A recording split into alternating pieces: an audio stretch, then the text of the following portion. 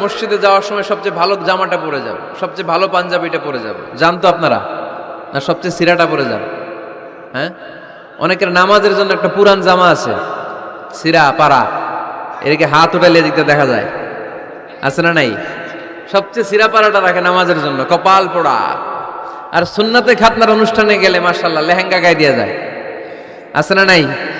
না, আপনি ইবাদতের জন্য সবচেয়ে সুন্দর জামাটা রাখবেন। এজন্য রাব্বুল আলামিন বলেন, ইয়া বানি আদম খুযু যিনাতাকুম ইনদা কুল্লি মসজিদ। ও বনি আদম, তুমি যখন আল্লাহর ঘর মসজিদে ঢুকবা, ও বনি আদম, তুমি যখন নামাজের মুসল্লায় দাঁড়াবা, তোমার সবচাইতে দামি, সবচাইতে সুন্দর জামাটা গায়ে দিয়ে তুমি নামাজে দাঁড়াও, ঠিক কি না?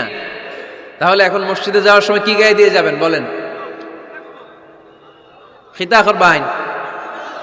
হ্যাঁ, মাশাআল্লাহ, হ্যাঁ, সবচেয়ে ভালো কাপড়টা আয়রন করে পারফিউম মেখে তারপরে আমরা যাব। রাজি আছেন তো?